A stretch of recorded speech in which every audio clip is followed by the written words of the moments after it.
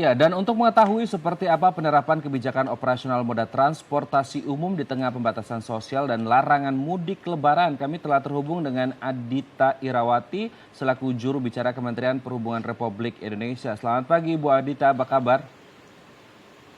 Selamat pagi, kabar baik. Alhamdulillah, Kabar terima baik ya Bu ya. kasih. Bu, ini kalau kita berbicara tentang moda transportasi, selama larangan mudik, moda transportasi apa saja yang masih tetap diizinkan beroperasi dan apakah berlaku untuk kendaraan pribadi atau masih boleh melakukan perjalanan antar daerah?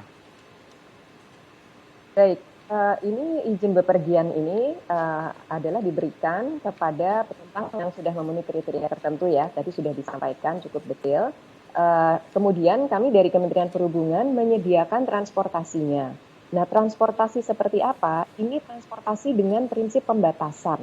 Baik pembatasan dari jumlah armada, kemudian tujuan atau rutenya, maupun juga jumlah penumpang. Nah, ini termasuk transportasi di kereta api, bis, kemudian kapal ya untuk laut dan juga penerbangan untuk di udara. Jadi kembali lagi, kami berikan izin, namun tetap pembatasan menjadi prinsip utama dan itu diberlakukan untuk semua moda transportasi darat, laut, udara, dan kereta api. Tetap dengan menerapkan protokol kesehatan. Demikian. Oke, jadi memang harus Sementara ada. Mhm, ya. untuk kendaraan pribadi Mhm. ya, tadi ada pertanyaan. Kendaraan pribadi tetap tidak diperbolehkan, baik itu untuk tujuan mudik maupun untuk non mudik, itu tetap tidak diperbolehkan.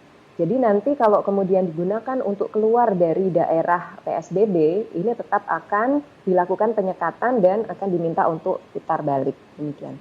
Oke, berarti ada protokol yang harus dipenuhi gitu ya. Mhm. Nah, Mbak, untuk persyaratannya sendiri dan protokol yang memang harus dipenuhi oleh orang yang akan berpergian, apa saja sebenarnya?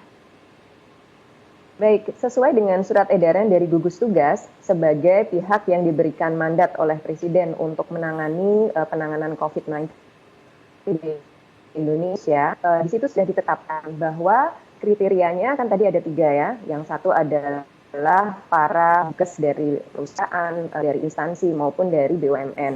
Kemudian yang kedua, pihak yang memang sedang mendapat kemalangan, seperti ada keluarga intinya meninggal dunia atau sakit keras. Kemudian yang ketiga, itu pekerja migran Indonesia yang repatriasi atau harus kembali ke Indonesia karena memang mereka sudah tidak punya pekerjaan di luar negeri. Kemudian juga para pelajar dari luar negeri yang harus kembali ke Indonesia. Nah, ketiga-tiganya ini harus memenuhi syarat. Yang utama adalah syarat kesehatan, yaitu bahwa mereka harus dinyatakan sehat oleh dokter atau dengan menunjukkan hasil PCR dan rapid test. Itu yang pertama. Yang kedua, mereka harus membuktikan bahwa kalau memang pekerja ya harus bisa membuktikan mereka diberi tugas oleh perusahaan atau instansinya. Kemudian kalau yang ditimpa kemalangan harus ada surat keterangan dari rumah sakit atau dari kepala desa dan kelurahan. Dan kemudian untuk repatriasi tentunya harus ada keterangan dari Kementerian Luar Negeri maupun Kementerian Tenaga Kerja yang sudah.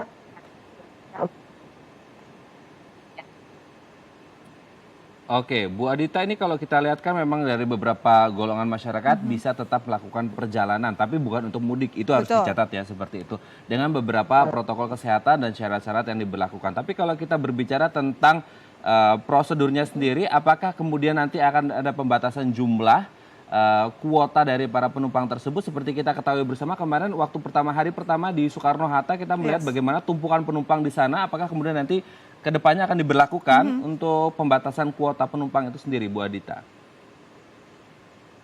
Sebenarnya dari awal sudah diberlakukan pembatasan penumpang maksimal 50% dari kapasitasnya ya. Nah, jadi kami juga tetap meminta semua operator transportasi menjaga agar penumpang ini jaga jarak. Oleh karena itu, kapasitas dibatasi 50%.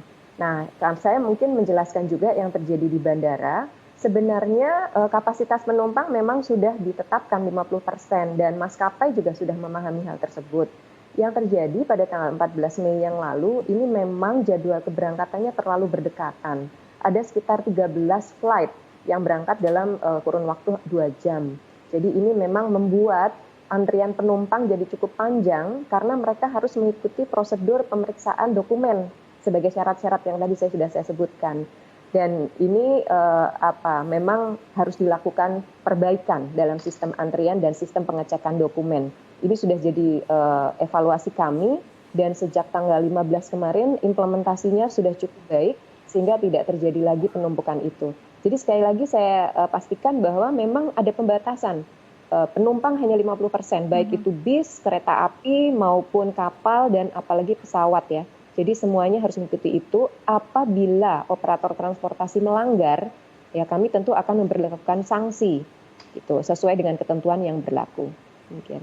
Baik, jadi memang benar-benar sudah diatur sedemikian rupa hanya 50% dari kapasitas yang normal gitu ya Mbak ya. Mbak, kalau kita lihat ini kan ada harus protokol surat keterangan sehat atau mungkin rapid test. Nah, bagaimana dengan keasliannya? Apakah ada cara-cara tersendiri untuk bisa memastikan bahwa surat yang dibawa ini asli dan memang benar pemiliknya adalah mereka?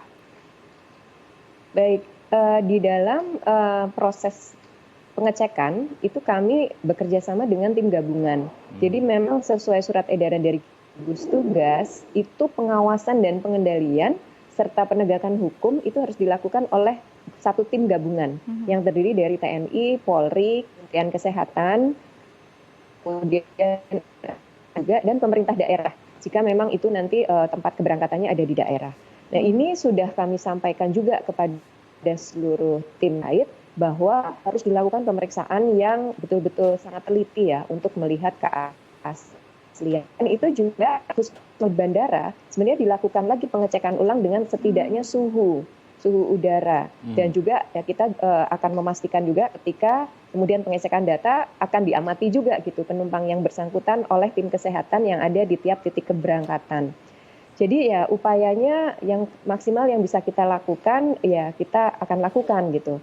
Namun ya kembali lagi ya Mas Raden dan juga Mbak Dika bahwa ini memang masyarakat harus kita akui masih saja ada yang mencoba mencari celah gitu. Nah ini yang sekaligus dalam kesempatan ini kami juga meminta kepada seluruh anggota masyarakat agar memahami bahwa larangan mudik dan izin bepergian yang khusus ini betul-betul dalam rangka sebenarnya untuk kesehatan dan keselamatan kita semua gitu. Jadi dimohon untuk tidak mencoba mencari celah apalagi kemudian melakukan pemalsuan ya. Dokumen itu juga satu hal yang melanggar hukum dan pasti akan dilakukan tindakan jika kita mendapati di lapangan. Ya, ini demi kebaikan kita bersama. Terima kasih Bu Adita Irawati, juru bicara Kementerian Perhubungan Republik Indonesia. Sehat-sehat terus Bu Adita. Terima kasih.